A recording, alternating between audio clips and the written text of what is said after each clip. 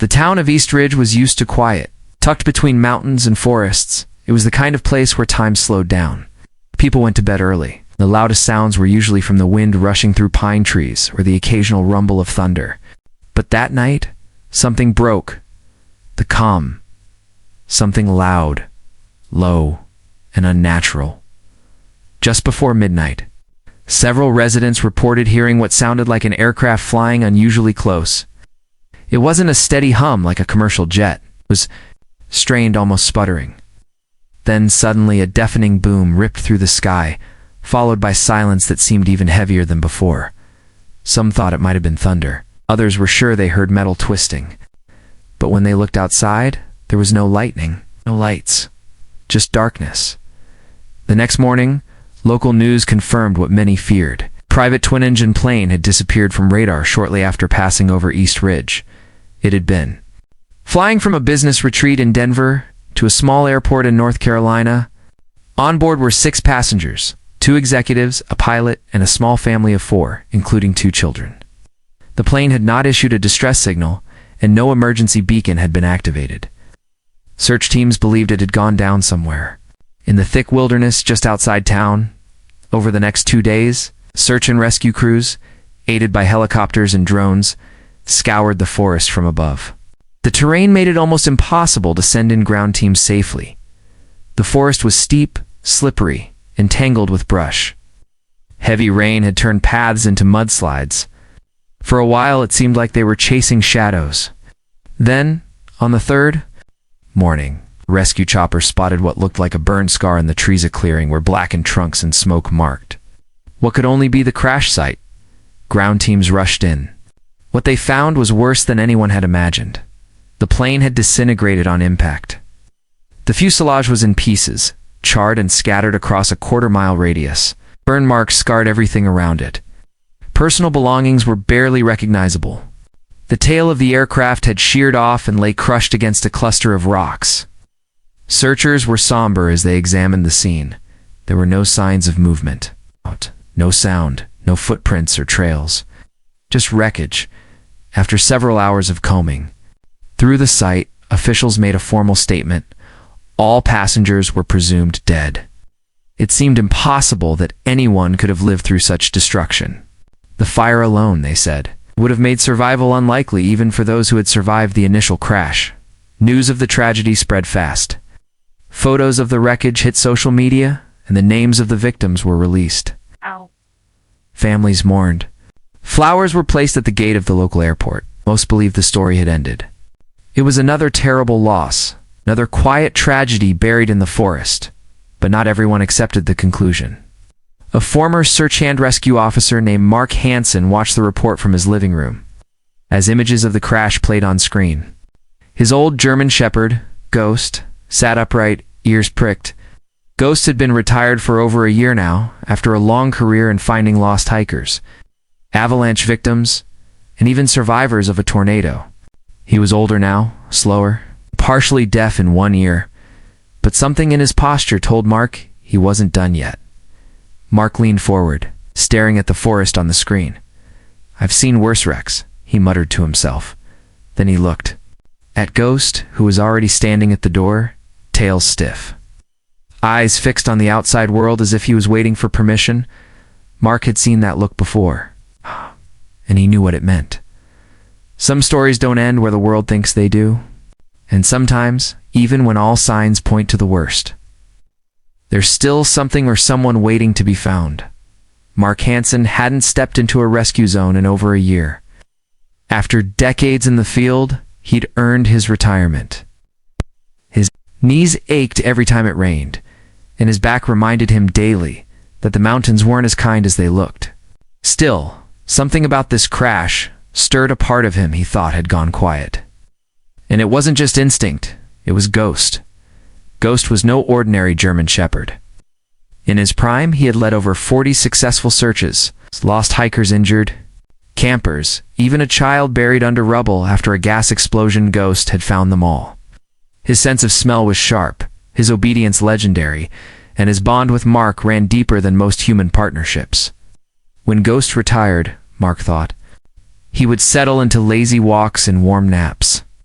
But now, the old dog was pacing the floor like a soldier, waiting for orders. Mark called an old friend who still worked with the regional search and rescue team. The conversation was short. "I'm not saying I'll find anything," Mark said, "but I've got a feeling, and so does Ghost." They met at the edge of the search perimeter, where muddy roads cut into the thick trees.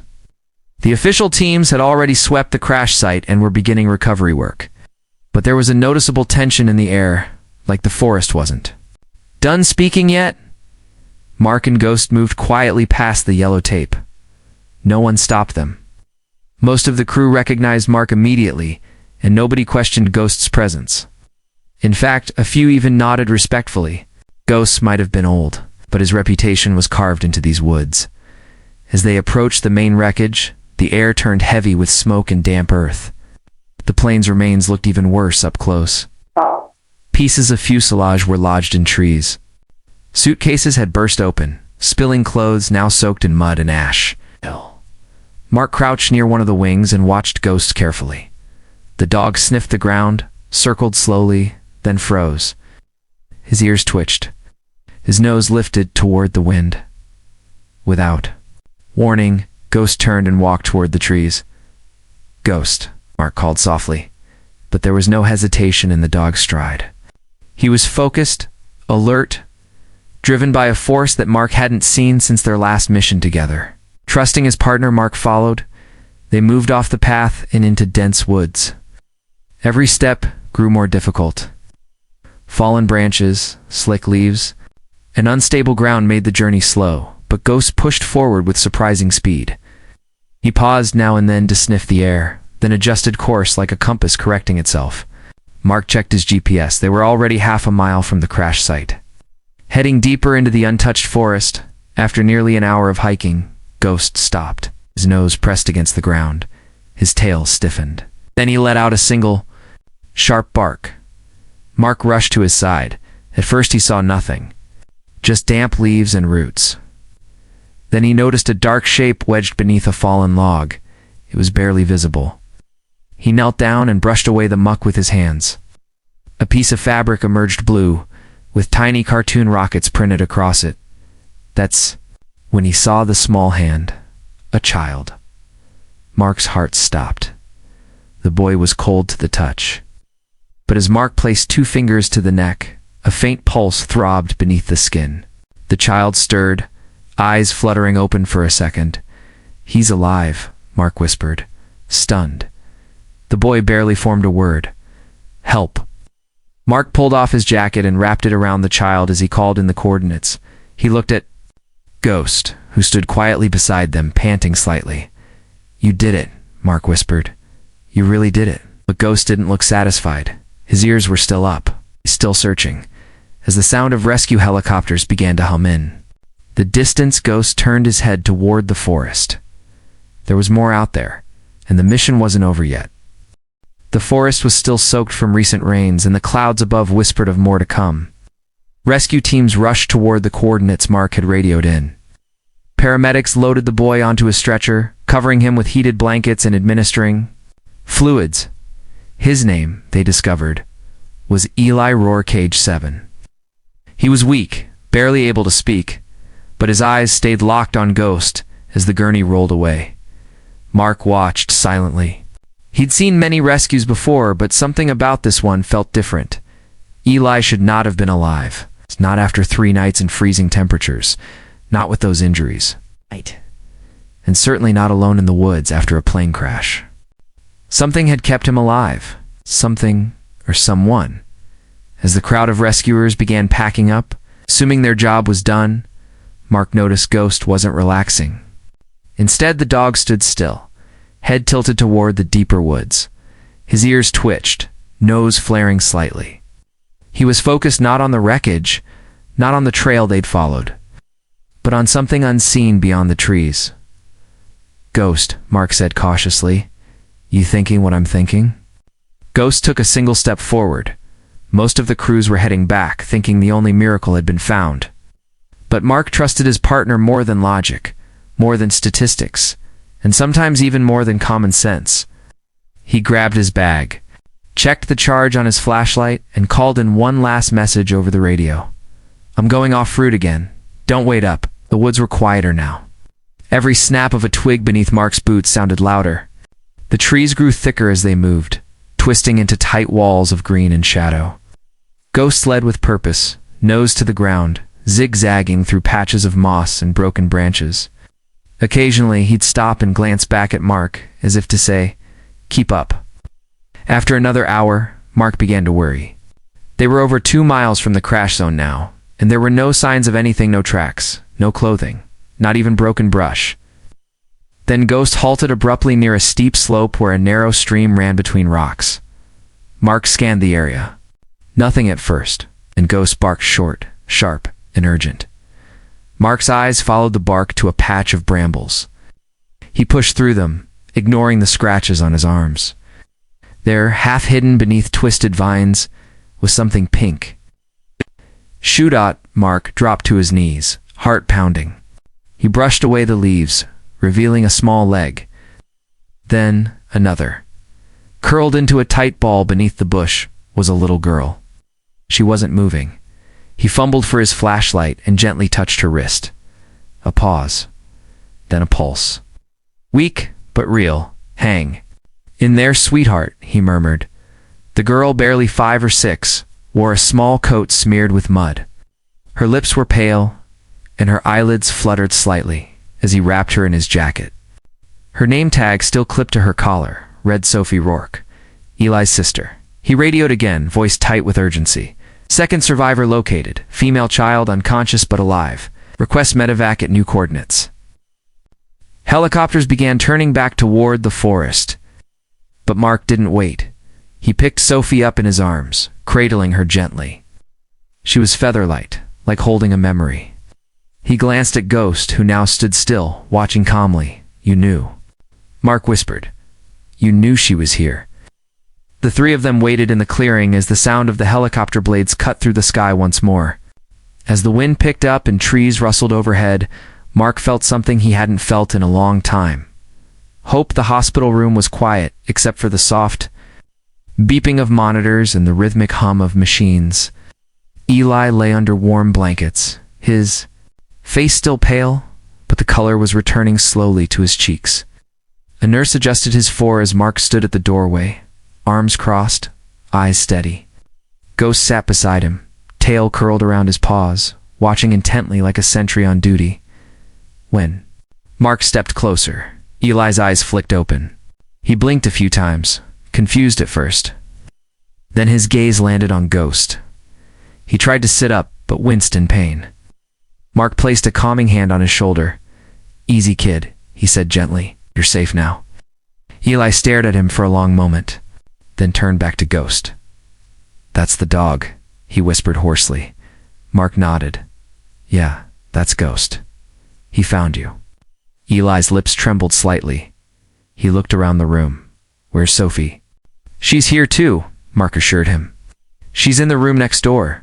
She's sleeping, but she's going to be okay." Eli relaxed slightly, but a shadow passed over his face. He looked at Mark again and said something that made him freeze. "Didn't get out by myself." Mark blinked. "What do you mean?" "Was a man," Eli whispered. "I don't know who he was. I woke up after the crash. Everything hurt. Sophie was crying. I couldn't move, but someone came. He pulled me out. He told me to hide. Told me to stay quiet." Mark leaned in. "You saw someone?" "One of the other passengers?" Eli nodded slowly, eyes glassy. He had a cut on his head. He was bleeding, but he kept talking to me. Said he had to go back for Sophie. Said, "I'll be right back." But he never came back. Mark straightened up, his mind racing. According to reports, all the adults were presumed dead. But what if one wasn't? What if someone survived long enough to save the children? Back at the rescue base, Mark met with the lead investigator, Captain Reyes. He relayed what Eli had said, but Reyes didn't seem convinced. "The fire consumed most of the wreck," Reyes said, flipping through reports. "It's unlikely anyone else made it out." "Unlikely," Mark agreed, "but not impossible." Reyes sighed. "We searched every inch of that crash site. If someone got out, They didn't go far. But they could have, Mark replied. If they were trying to save the kids, maybe they led them away. Maybe they collapsed somewhere deeper in the woods. Reyes looked skeptical, but Mark wasn't done. He turned toward Ghost, who sat nearby, ears twitching as if he already knew. What was coming? Ghost isn't done yet, Mark said. And neither am I. Later that afternoon, Mark returned to the forest with Ghost at his side. Rain had started to fall again, soaking the ground and making every step slippery. The woods were even darker now, and the trail they had taken before was almost invisible, but Ghost didn't hesitate. He sniffed the air and started moving.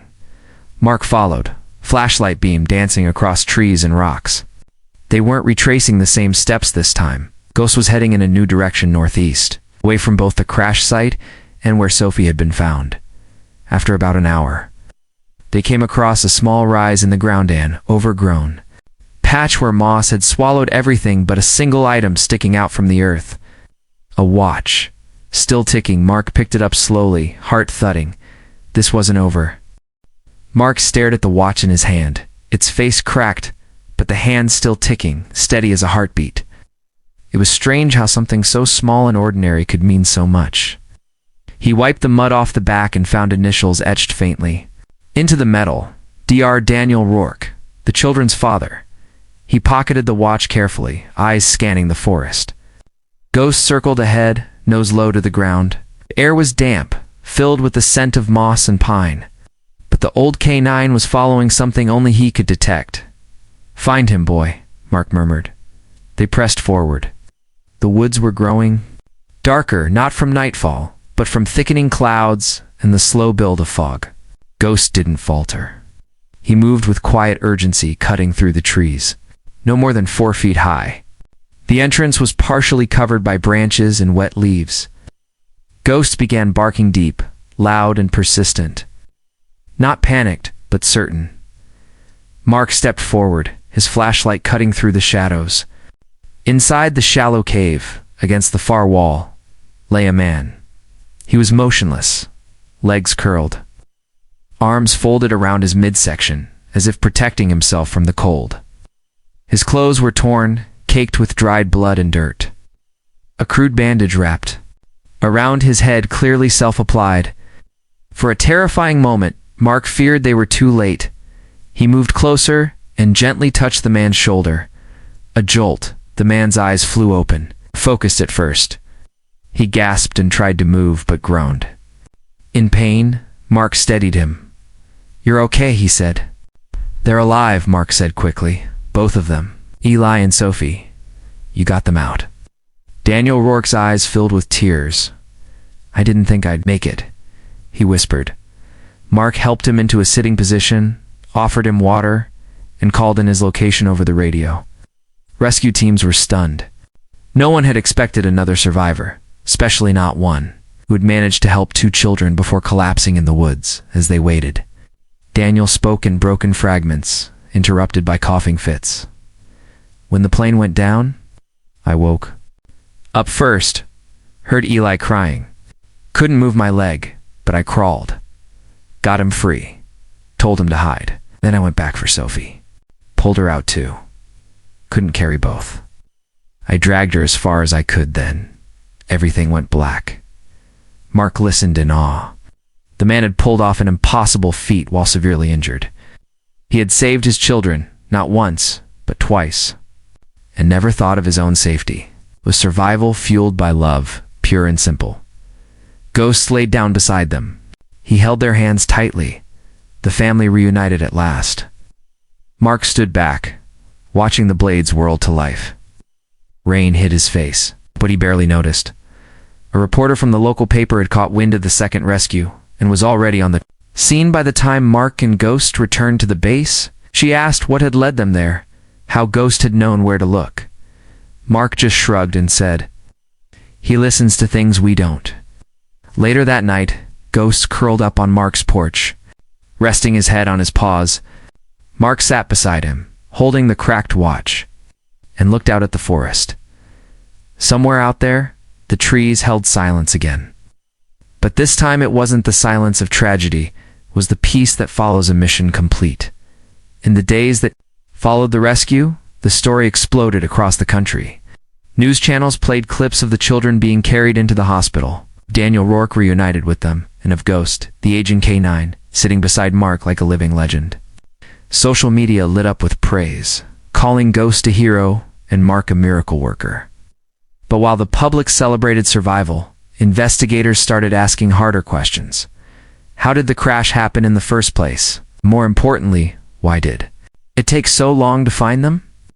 An official review was launched into the flight path, the weather conditions, and the plane's communication systems. Captain Reyes led the effort. Mark was called in to share what he knew, especially about the path Ghost had taken to locate Eli and Sophie paths no one else had thought to follow. The plane should have been easier to track, Reyes said. During the briefing, it had a transponder and GPS, but for nearly 2 hours, it was invisible. Invisible. That word stuck with Mark. According to flight data, the plane had reported no problems before disappearing off radar. But new evidence revealed a critical delay. The emergency locator transmitter had malfunctioned during the crash. On top of that, the storm had jammed nearby communication towers, making signals unreliable. As a result, search crews had focused too far west of the actual crash site, nearly 5 miles off.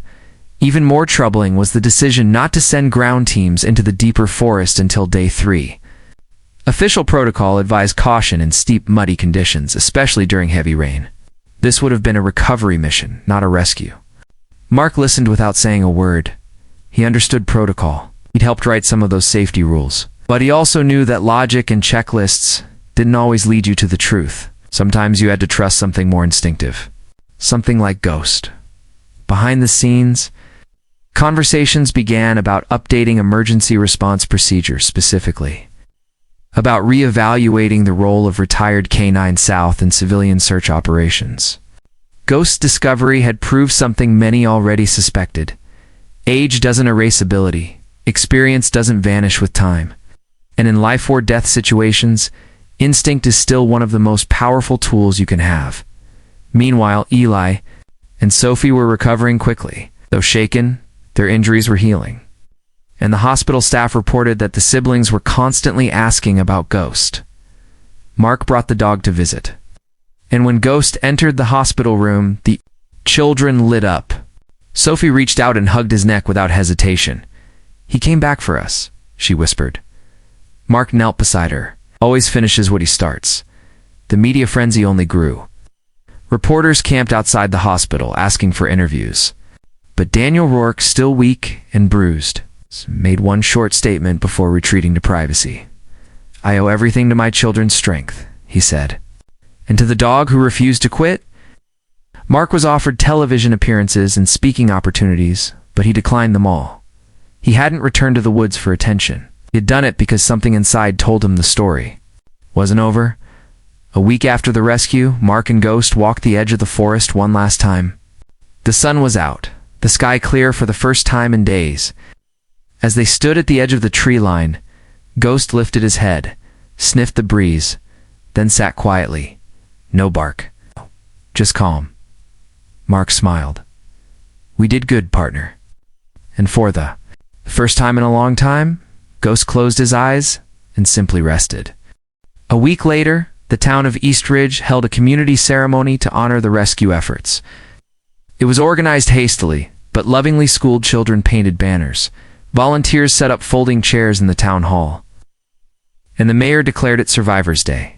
It wasn't just about the plane crash anymore. It had become a symbol of hope, of people not giving up when it mattered most. Mark wasn't sure he wanted to attend. He didn't care much for attention, and Ghost had never liked crowds.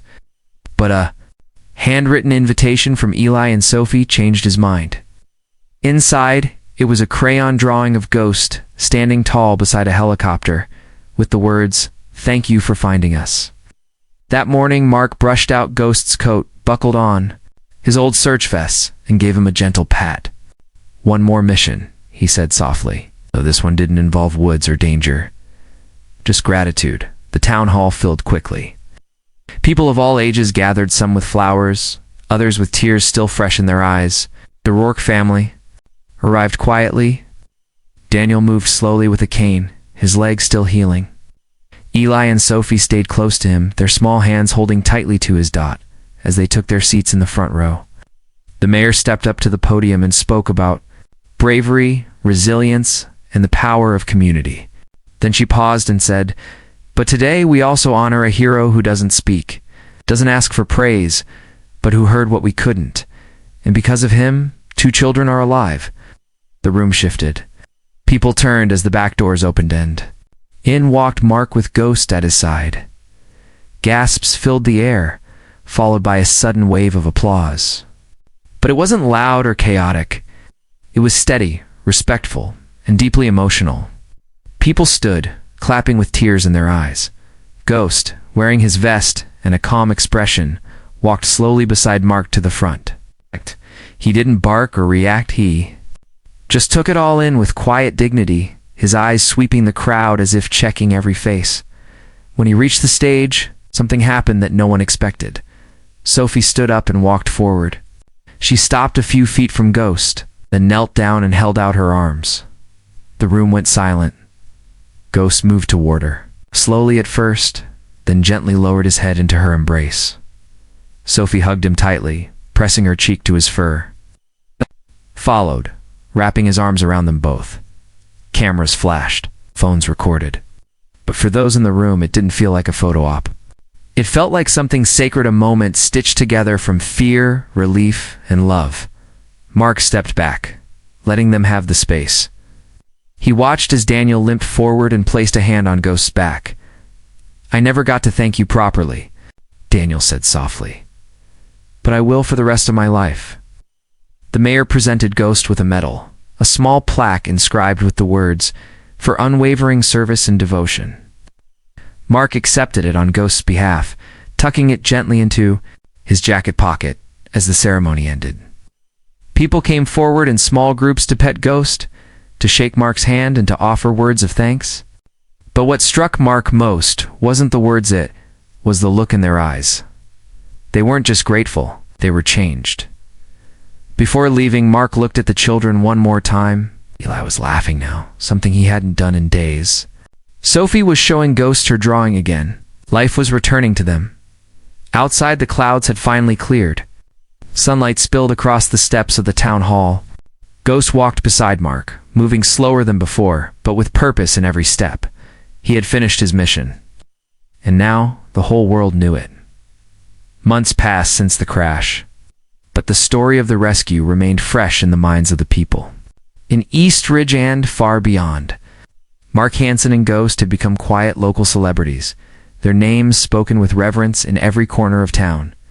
Yet despite the attention, Mark knew the dog was ready to truly rest. Ghost's muzzle was graying, and his movements were slower. He no longer bounded through the woods with the same eagerness he once had. But every morning, without fail, he still waited by the door for Mark's return from his morning coffee.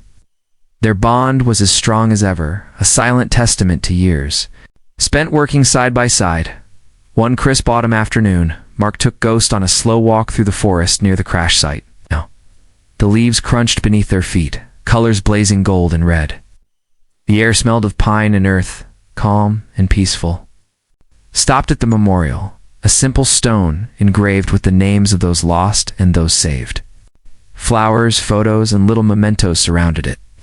Left by families and strangers moved by the story, Mark knelt beside Ghost and ran a hand over the dog's thick fur. "You did good, old friend," he said softly. Ghost looked up at him with tired eyes as if saying, "We did." Word spread that Ghost was officially retiring again, this time for good. The town held a small ceremony to honor his service. Children from the local school presented him with handmade medals and drawings. Families came by just to pet him, thank him, or tell stories of how the rescue had changed their lives. Eli and Sophie visited often, their bond with Ghost deepening with every meeting. Sophie, who had once been too weak to speak, now laughed freely and ran alongside him on short walks. Eli proudly told anyone who would listen about the brave dog, who saved him and his sister. Mark watched these moments with a full heart. For years he had worried that Ghost's best days were behind him. But what he realized was that the dog's greatest legacy wasn't just the lives he saved that cold night, it was the hope he inspired. Locals began calling the story the Miracle of East Ridge. It was told and retold, becoming a legend woven into the fabric of the town. New hikers passing through would stop at the memorial, some leaving treats for ghosts or whispering thanks into the wind. And sometimes, when the sun dipped low and the forest grew quiet, people said they could hear a faint bark carried on the breeze, a reminder that heroes don't always wear medals, and miracles often come on for pause. One evening, as twilight settled over the mountains, Mark sat beside Ghost. On his porch, watching the stars appear one by one. Ghost rested his head on Mark's knee, eyes slowly closing. Mark smiled, whispering, "You're a legend now, buddy. Time to rest." And as the night wrapped around them, a peaceful silence settled in the valley. The dog who wouldn't give up had finally found his forever rest.